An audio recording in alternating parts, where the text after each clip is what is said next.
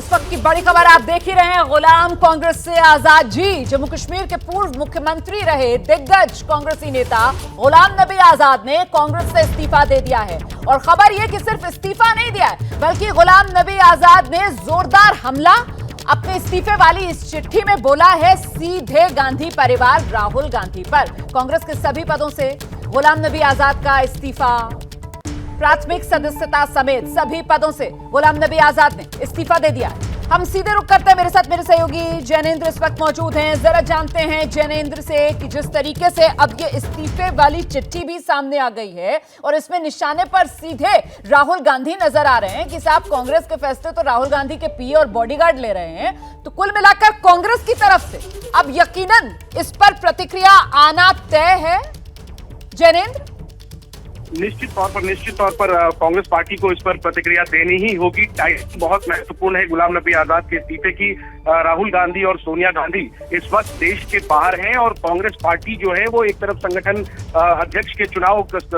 चुनाव यानी कांग्रेस अध्यक्ष के चुनाव की तैयारी कर रही है और दूसरी तरफ भारत यात्रा की तैयारी कर रही है, जहां एक तरफ गुलाम नबी आजाद ने राहुल गांधी को जमकर निशाने पर लिया है, खूब खरी खोटी सुनाई है। उन्होंने कहा है कि जिस तरह यूपीए सरकार में रिमोट कंट्रोल मॉडल था, वो मॉडल अब कांग्रेस में लागू हो गया है। राहुल गांधी ये और उनके सुरक्षा कर्मी जो है वो फैसले ले रहे हैं। 2013 में राहुल गांधी के उपाध्यक्ष बनने के बाद सलाह मशवरे की जो परंपरा थी वो खत्म हो गई और अनुभवी नेताओं की जगह अनुभवहीन चाटुकारों ने ले ली, ये गुलाम नबी आजाद ने कहा है। और ये भी कहा है कि 2019 में ये कहा है कि राहुल गांधी के नेतृत्व में कांग्रेस 2 लोकसभा चुनाव हार चुकी है और फिलहाल देश में केवल 2 राज्यों तक सीमित होकर रह गई है। और राहुल गांधी ने 2019 लोकसभा चुनाव के बाद जो इस्तीफा दिया रोमाना, उसके बाद आजाद आरोप लगा रहे कि उसके बाद राहुल गांधी ने वरिष्ठ नेताओं का अपमान किया, ये तक आरोप लगाया है। तो कुल मिलाकर के जहां एक तरफ गुलाम नबी आजाद ने अपने इस्तीफे में अपनी जो उनकी पुरानी जो एसोसिएशन रही है कांग्रेस से युवा अवस्था से लेकर अब तक 50 सालों से ज्यादा का उनका जो कांग्रेस एसोसिएशन रहा है, जो एक्सपीरियंस उन्होंने संगठन में अलग अलग जगहों पर काम किया है, कैसे इंदिरा गांधी, संजय गांधी, राजीव गांधी और खुद सोनिया गांधी के साथ उन्होंने काम किया, उन तमाम बातों का जिक्र किया है। लेकिन जब राहुल गांधी की बात आ रही है तो उन्हें जम करके उन्होंने निशाने पर लिया है। ये भी कहा है कि राहुल गांधी ने जो अध्यादेश फाड़ा था यूपीए सरकार के दौरान का, वो एक बेहद अपरिपक्व कदम था और बचकाना करार दिया है आजाद ने। और कुल मिलाकर के अंत में आजाद ये कह रहे हैं कि संगठन चुनाव की जो पूरी प्रक्रिया फिलहाल कांग्रेस में चल रही है ये फर्जी है। भारत जोड़ो यात्रा की बजाय कांग्रेस को कांग्रेस जोड़ो यात्रा, कांग्रेस जोड़ो अभियान चलाना चाहिए। और अंत में गुलाम नबी आजाद ने कहा, आपने अभी तक जो बड़ी बातें बताई हैं, जो इस इस्तीफा कहें इसको, ये शिकायती चिट्ठी ये ज्यादा लग रही है या फिर हमले ये ज्यादा नजर आ रहे हैं, मैं हैरान हूं ये जानकर भी कि वो कहते हैं कि साहब यूपीए सरकार जैसे रिमोट कंट्रोल से चलती थी। हालांकि इसी सरकार में मंत्री थे गुलाम नबी आजाद साहब, शायद वो इस बात को भूल गए हैं। हमारे साथ इस वक्त कांग्रेस के नेता प्रमोद कृष्णन जी मौजूद है। प्रमोद कृष्णन जी, एक और कांग्रेस नेता ने कांग्रेस से अपना दामन आजाद करा लिया है सर, गुलाम नबी आजाद साहब कांग्रेस से अलग। देखिए रोमाना जी, ये हमारी पार्टी के लिए ये एक बड़ा झटका है और ये बड़ा नुकसान है। मैं कतई ये नहीं कहूँगा कि गुलाम नबी आजाद साहब कांग्रेसी नहीं थे, मैं कतई ये नहीं कहूँगा कि गुलाम नबी आजाद साहब गद्दार हैं, मैं कतई ये नहीं कहूँगा गुलाम नबी आजाद साहब बीजेपी में जा रहे हैं, मैं बिल्कुल नहीं कहूँगा।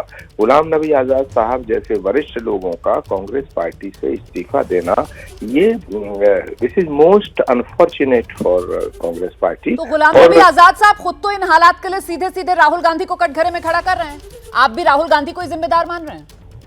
जी नहीं, मैं ऐसा नहीं माना। जो गुलाम नबी साहब जिस पद पे थे, उनका जो कद था कांग्रेस में, वो ऐसे नेता हैं जिन्होंने इंदिरा जी के साथ काम किया, राजीव गांधी जी के साथ काम किया, सोनिया जी के साथ काम किया, नरसिम्हा राव जी के साथ काम किया, सीताराम केसरी जी के साथ काम किया और राहुल गांधी जी के साथ भी काम किया। तो गुलाम नबी आजाद साहब के मन की जो पीड़ा है, उनके जो दिल का दर्द है, उन्होंने अपनी चिट्ठी में बयां किया है। उनसे बात करके कांग्रेस नेतृत्व जो है कई बार बात कर चुका था, लेकिन कारण क्या रहा कि वो कांग्रेस छोड़ने के लिए बाध्य हो गए, ये इसका सही जवाब तो या तो गुलाम नबी आजाद साहब दे सकते हैं या राहुल। उन्होंने तो दे दिया सर, गुलाम नबी आजाद साहब ने तो अपना जवाब पूरा दे दिया ना। उन्होंने तो इस्तीफा कम, उसको शिकायती चिट्ठी ज्यादा कहनी चाहिए, जो अब सामने आ गई है गुलाम नबी आजाद साहब की। आप जिसको पीड़ा कह रहे हैं सर, तो कुल मिलाकर इसको सिर्फ और सिर्फ पीड़ा के तौर पर ही देखा जाए, क्या ये सवाल नहीं पूछा जाएगा प्रमोद कृष्णम जी की महत्वाकांक्षा? मैं तो इस वक्त बहुत ज्यादा दुखी हृदय से यही कहना चाहता हूँ कि इस समय देश को कांग्रेस की मजबूती की बड़ी जरूरत थी और कांग्रेस को मजबूत करने के लिए गुलाम नबी आजाद साहब जैसे अनुभवी और सीनियर लीडर्स की बड़ी जरूरत थी। कारण क्या रहे हैं अभी बात हुई नहीं है, ना गुलाम नबी आजाद साहब से बात हुई है, ना कांग्रेस लीडरशिप से बात। बिल्कुल सर, आपके तो मित्र रहे हैं, लेकिन अब जिस तरीके की चिट्ठी उनकी सामने आई है, मैं आपसे ये भी नहीं कह सकती हूँ कि अपील कर दीजिए साहब की दोबारा से विचार करें अपने फैसले पर, क्योंकि यहाँ पर गुलाम नबी आजाद साहब ने जो अपना रास्ता अलग किया है ना कांग्रेस से, वो अंग्रेजी में एक टर्म कहते हैं ना, bitter note, on a bitter note, बहुत ही तलखी के साथ कांग्रेस से अपना हाथ खींचा है, दामन छुड़ाया है। गुलाम नबी आजाद ने कांग्रेस पार्टी के सभी पदों से नहीं बल्कि प्राथमिक सदस्यता से भी इस्तीफा दे दिया है। जैसे ही घड़ी का काटा दोपहर 2:30 पे आए, बबीता जी का दिल सास बहू साजिश के लिए मचल जाए। और ये है इनकी बहू, पूरे दिन ऑफिस की टेंशन हो जाए गॉन जब ये करें अपना फेवरेट शो फ्री टाइम पे ऑन। इनकी तरह आप भी देखिए अपना फेवरेट शो अपने टाइम पर और डाउनलोड कीजिए एबीपी लाइव ऐप अपने स्मार्ट टीवी पर।